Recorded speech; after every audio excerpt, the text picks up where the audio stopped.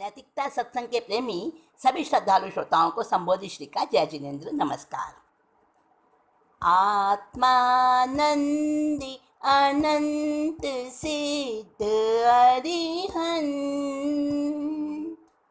आचार्य श्री उपाध्याय जी लोक विराजित साधु साध्वीगण सारे संयम सुशोभित श्री हाथों को जोड़ मान मोड़ वंदन करती हूँ मैं अहर्निशम संबोधि का दो दान प्रभु कृपालु पापों का कर सकूं शमन पापों को कर सकूं हनन। पंच परमेश्वरी भगवंतों को, साक्षनेश प्रभु महावीर को देखिए अनंत आस्थाओं सहित वंदन नमन। लोक में विराजित सभी गुरु भगवंतों को, गुरुवर्यों को मेरा अनन्य आस्था से वंदन अभिवंदन। आप सबके अंतःकरण में विराजित परमात्मा तत्व को मेरा बारंबार अभिनंदन मंगल कामना। साथियों, आगे की बात सुनने को बहुत इच्छा हो रही है ना? हाँ, अब मैं देर नहीं करूँगी और जल्दी ही बस शुरू करती हूँ। कहाँ तक सुना था हमने सुना था कि संघ श्री मंत्री को पालकी में दरबार के अंदर बुलवाया है धनद राजा ने, और उसका रंग ढंग कितना बदल गया। हाँ, उसकी तो आंखों पे पट्टी बंधी है और वो हाय हाय कर रहा है, कराह निकल रही है उसके मुंह से, पीड़ा से बड़ा बेचैन है वो। राजा हैरान हो गया, मंत्री जी, अरे आपको क्या हुआ? अब तो ठीक ठाक है इतने मेरे पास से, शाम को ही तो हम विदा हुए हैं। हमने देखा था ना हमने मुनिराज आए थे, अरे कैसा पवित्र वो समय था। हाँ, उस समय तो आप बिल्कुल ठीक थे मंत्री जी, क्या हो गया आपको? बताओ ना, हुआ क्या?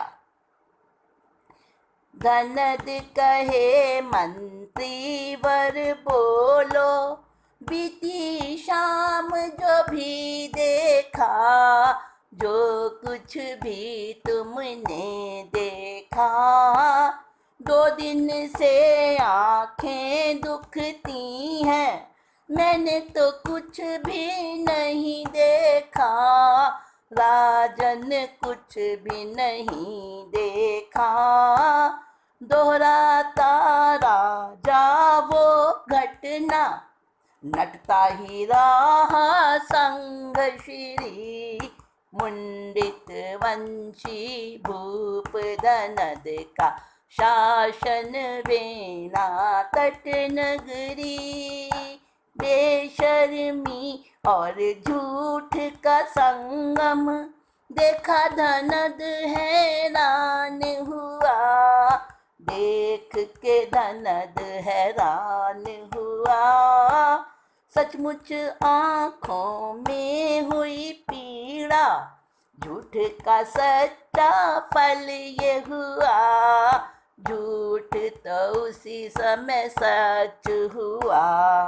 निकल के आंखें गिरी जमी पर, समझ गए झूठा मंत्री मुंडित वंशी भूप धनद का शासन वेना तट नगरी।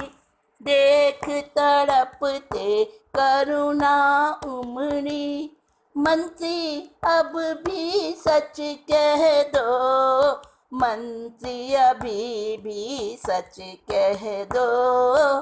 कैसे कह दूं जब चरण मुनि नहीं देखे तो, कोई मुनि नहीं देखे तो, झट आसन से वो गिरा धरा पर, कुपित हुई शासन देवी। मुंडित वंशी भूप धनद का शासन वेणा तट नगरी। राजा ने मंत्री की दुर्दशा, उसकी व्याकुलता, उसकी बेचैनी, उसकी पीड़ा देखकर और उसको पूछा, मंत्रीवर उपचार क्या कराया, हुआ क्या तुमको, कब से ये हालत है? कहने लगा, अरे 2 दिन हो गए, 2 दिन से मेरी आंखें इतनी दुख रही हैं, मैं तो ना खाने का ना सोने का, मुझे चैन नहीं आ रहा। अच्छा, अरे कल तो शाम को तुम मेरे साथ में थे, देखा था ना वो 2 मुनि आसमान से उतरे थे, हमने धर्म चर्चा करी थी उनके साथ, कितना। अरे कोई मुनि मुनि नहीं देखे मैंने, क्या बातें कर रहे हो राजना? मैं तो 2 दिन से घर से ही नहीं निकला हूँ, और मेरी तो आंखें इतनी दुख रही हैं, मेरे को तो होश ही नहीं है पीड़ा की वजह से। क्या मैंने कुछ नहीं देखा? राजा हैरान हो गया, इतना सफेद झूठ, एकदम से झूठ बोल रहा है तो, और मुझे झूठ लग रहा है बड़ी सभा के बीच में। विमलमती रानी भी वहीं थी, थोड़ा पर्दे में उसका सिंहासन था, तो वो भी एकदम से कहने लगी, भैया क्या बात कर रहे हो तुम, मैं भी तो थी, तुम साथ में थे और तुमने धर्म का तत्व सुना था मुनिराजों से, और तुमने धर्म को ग्रहण भी किया था। अरे तू भी अपने पति के साथ में इनकी राग अलाप रही है? अरे मेरे से मत बोलो, मेरे से बोला नहीं जा रहा, मैंने कह दिया ना, मैंने कुछ नहीं देखा, कुछ नहीं सुना, मैं तो तकलीफ में पीड़ा में परेशान हूँ, मैं जान निकल जा रही है और तुम्हें अपनी बातें सूझ रही हैं। अब जैसे जैसे राजा देखे भाई ये तो बिल्कुल ही झूठ बोल रहा है, अब वो तड़प रहा था ना तकलीफ की वजह से, वो तो झूठे ही एक्टिंग कर रहा था, लेकिन उस समय क्या हुआ कि कहते हैं ना कि 24 घंटे में कभी कभी हमारे मुंह से निकली बात सच हो जाती है, ऐसा होता है। तो उसी समय क्या हुआ कि सचमुच ही उसकी आंखें निकल के और जमीन पर गिर पड़ी, और सारी सभा के अंदर खलबली मच गई, सारे लोग आंखें फाड़ फाड़ कर देख, सबकी सांसें मान लो रुक गई हों, और सब देखने लगे, और मंत्री तो हाय हाय, अब तो सचमुच की हाय कर रहा था, पहले तो एक्टिंग कर रहा था, ढोंग कर रहा था, अब तो वो ढोंग सच्चा हो गया, सचमुच में आंखों में भयंकर पीड़ा, और आंखें निकल के जमीन पर गिर पड़ी, और तड़प रहा था, बुरी तरह तड़प रहा था जैसे जल बिना मछली। अब राजा के अंदर तो करुणा उपज गई, आखिर को तो जैन धर्म का जो अनुयायी होता है, सबसे पहले उसके मन में अनुकंपा होती है, जिसके अंदर दया नहीं वो दयनीय है, दया के बिना धर्म नहीं, दया के बिना करुणा के बिना कोई धर्मात्मा नहीं बन सकता। तो राजा धनद वो तो पक्का श्रद्धा मान श्रावक था ना जैन धर्म का, तो उसके मन में बड़ी करुणा उमड़ रही थी मंत्री की हालत देखकर। कहने लगा, मंत्री देखो देखो अभी भी सच बोल दो, कुछ नहीं बिगड़ा है। अरे कैसे बता दूं, कोई सच्चा नहीं, सच्ची बात सच्ची तो बोल रहा हूँ मैंने कोई चारण ने देखे तो कैसे हाँ कर दूं, झूठी हाँ बनवाते हो मुझसे।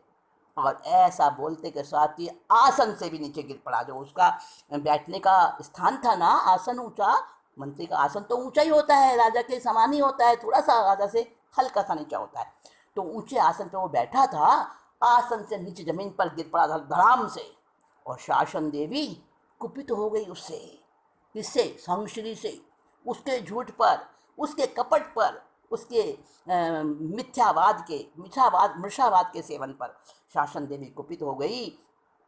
और बार बार राजा समझा रहा है, तीसरी बार भी राजा ने कहा, अरे मंत्री अभी भी बोल दो, अभी भी तुम सही हो जाओगे, दयालु हैं हमारे शासन देव, और वो तुम्हारी भूल को क्षमा कर देंगे।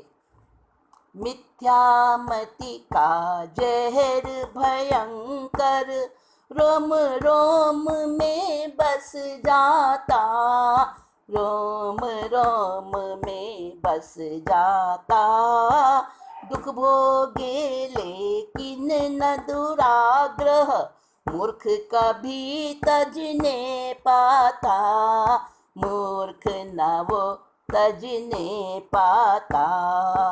तीसरी बार भी नप समझाता, तीसरी बार भी नृप समझाता, रट नहीं छोड़ता संग श्री। मुंडित वंशी भूप धनद का शासन वेणा तट नगरी। दारुण वेदना भोगी उसने, तक्षण मर के नरक को गया। संग श्री तो नरक में गया, जन धर्म अपनाया सबने। घटना का ये प्रभाव हुआ, सब जनता पे प्रभाव हुआ। कर्म के कौतुक देख के मुंडित हो गए राजा और रानी। मुंडित वंशी भूप धनद का शासन वेणा तट नगरी। राजा ने मंत्री की ऐसी दुर्दशा देखी, उसके अंदर में बड़ी वेदना, बड़ी करुणा उपजी और दुखी को दुखी देखकर सम्यक्त्वी कभी भी चैन से नहीं रह सकता। राजा ने समझाया, अरे भाई अभी भी सच बोल दे, मंत्री अभी भी सच बोल दो। लेकिन वो तो मिथ्या दृष्टि, उसके तो रोम रोम में मिथ्या का, कपट का, झूठ का जहर भरा हुआ था। दुख भोग रहा था लेकिन अपने दुराग्रह को नहीं छोड़ सकता। हाँ, तो वो तो माना ही नहीं, वही रट लगाए जाए। तीसरी बार भी राजा ने समझाया तो भी अपनी ही रट पे, अपनी ही धुन में, अपनी ही बात पर अड़ा रहा। और उसी क्षण क्या होता है, उसके आंखें तो पहले से निकल के गिर पड़ी थी। सबको पता चल गया था कि ये झूठा है, राजा जो बात कह रहा है वही सत्य है। सब समझ गए थे जितने भी वहाँ पर बैठे थे दरबार के अंदर, और चारों तरफ हवा की तरह खबर फैल गई। लोग इकट्ठे हो गए, प्रजा के लोग आ गए, हजूम लग गया लोगों का, और सब देखने लगे कि मिथ्या दृष्टि की, मृषावाद का सेवन करने वाले की क्या हालत होती है। और दारुण वेदना, बड़ी पीड़ा उसने भोगी अंतिम समय मरते मरते। और मरने के बाद वो ऐसे घोर मिथ्याति परिणामों से वो मरा, तो अंतमति सोगति है ना, तो मर के वो नरक में गया और उसका तो ये खात्मा हुआ, नरक में गया। लेकिन प्रभाव क्या हुआ, जैन धर्म की महिमा, वो सारी सच्चाई, वो सारा करिश्मा सबने आंखों से देखा और सारे जैन धर्म की श्रद्धा से, उन परिणामों से, उत्कृष्ट परिणामों से, रसायन से भर गए और जैन धर्म को स्वीकार किया। जो नहीं जैन धर्म को मानते थे वो भी जैन अनुयायी बन गए। और राजा और रानी, विमलमती महारानी और राजा धनद, वो तो दोनों सोचने लगे, हाय रे करम, कैसा कैसा तमाशा दिखाता है।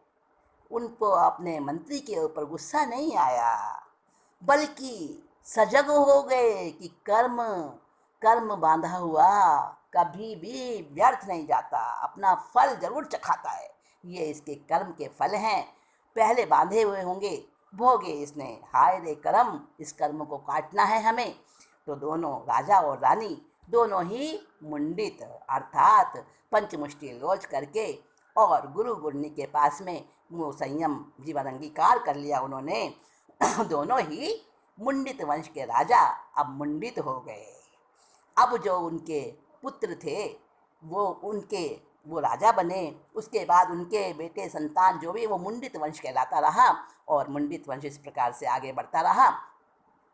तो मूल जो हमारी बात चल रही है मृषावाद की, झूठ बोलने की, तो झूठ बोलने का क्या फल निकला। झूठ बोलने के कारण भव भ्रमण बढ़ाया मंत्री ने, भव भ्रमण बढ़ाया मंत्री ने। उग्र तपस्वी धनद राज ऋषि, कर्म खपा सिद्ध बुद्ध बने, कर्म खपा कर सिद्ध बने।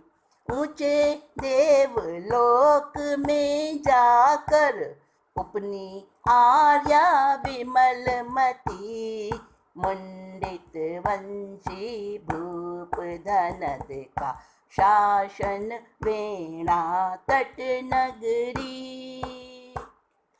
झूठ बोलने के कारण संग श्री जो मंत्री वो तो नरक में गया, और राजा और रानी दोनों ही संयमी जीवन अंगीकार करके त्यागी हो गए, सर्व त्यागी सर्वविरति धर्म को धार लिया उन्होंने, और उग्र तपस्या करके धनद राजर्षि, क्योंकि जो राजा होते हैं और राजा राजपाट त्याग कर जो मुनि बनते हैं वो राजर्षि कहलाते हैं।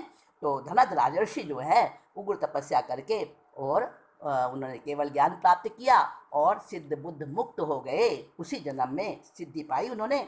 और जो महारानी विमलमती थी वो जो साध्वी बन गई थी, आर्या बन गई थी, तो उन्होंने भी बहुत तपस्या करी, नतिचार संयम पाला, निर्दोष संयम पाला, और वो भी अपने आयु पूरी करके ऊंचे देवलोक में जाकर वो देवी बनी, देव रूप में बनी, वो पुरुष बनी ऊंचे देवलोक में जाकर, और उसके बाद वो भी मनुष्य जन्म लेकर वो भी सिद्ध होंगी। तो इस प्रकार से उनकी सुगति हुई, और झूठ बोलने के कारण संग श्री मंत्री की दुर्गति हुई।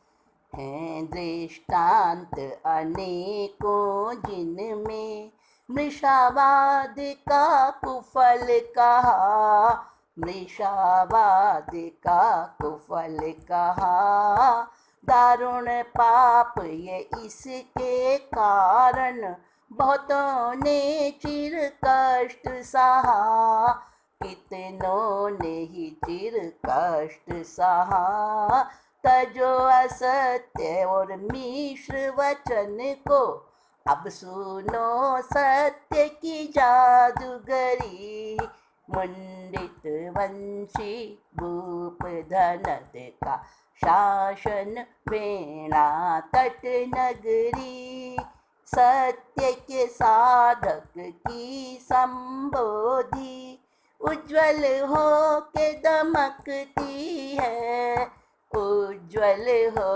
के दमकती है, शक्ति विलक्षण उसके भीतर, अपने आप पनपती है, अपने ही आप पनपती है, कर्मशिलाएं हारती उससे, चाहे वो हो कितनी वज्री, मुंडित वंशी भूप धनद का शासन वेणा तट नगरी। देखिए ये जो कथा है, इस कथा का आज दी एंड हो गया। इस कथा में क्या बताया गया कि जो संग श्री मंत्री था उसने धर्म तत्व को सामने चमत्कार देखा, सामने उसको मुनिराजों के दर्शन हुए, धर्म का सार उसने ग्रहण किया, लेकिन अपने कर्म के प्रभाव से फिर से मिथ्यात्वी बन गया, मृषावाद का उसने वो फल भोगा और मर के नरक में गया। राजा और रानी ने दीक्षा ले ली, राजर्षि धनद जो मुनि थे उन्होंने तो सिद्धत्व को प्राप्त किया, रानी विमलमती भी सिद्ध बनेंगी मनुष्य जन्म पाके। और आगे बताया कि मृषावाद का सेवन ऐसा है कि जिसने अगर मृषावाद का सेवन किया तो उसको वैसा फल भोगना पड़ता है। प्राणातिपात और मृषावाद दोनों में बड़ा सगपन है, बड़ा निकट का संबंध है। हाँ ध्यान रखना, क्योंकि जो झूठ बोलता है ना वो जरूर हिंसा भी करता है, समझे। क्योंकि हिंसा जिसे प्राणातिपात कहते हैं, पहला पाप प्राणातिपात, दूसरा पाप मृषावाद, है ना, याद है ना। तो जो हिंसा है प्राणातिपात है, प्राणों का अतिपात, अर्थात किसी के प्राणों को हानि पहुंचाना। अब प्राण तो 10 है ना, याद आ गया ना, 10 प्राण है। तो 10 प्राणों में से किसी भी एक प्राण को अगर किसी प्राणी के प्राण को कष्ट पहुंचाया तो हिंसा हुई ना। और झूठ जो बोलता है वो अपने भी प्राणों को कष्ट पहुंचाता है और दूसरों के प्राणों को भी कष्ट पहुंचाता है। किसी ना किसी प्रकार से, मन से, वचन से, काया से, उससे जरूर हिंसा का भी सेवन होता है। तो झूठ, मृषावाद और हिंसा दोनों चोली दामन का साथ है इनका। तो एक पाप करा तो दूसरा पाप भी अपने आप उसके साथ जुड़ जाता है। तो इसलिए मृषावाद से बचें। और उसका शुक्ल पक्ष क्या है? झूठ नहीं बोलना तो सत्य। हाँ, सत्य का सेवन। अब आप कहेंगे कि आजकल के समय में वो सत्य कैसे उसका पालन किया जाए, तो इसके बारे में हम अभी चर्चा करेंगे अगली मीटिंग में। तब तक के लिए संबोधि श्री को आज्ञा दें। जय जिनेन्द्र, नमस्कार।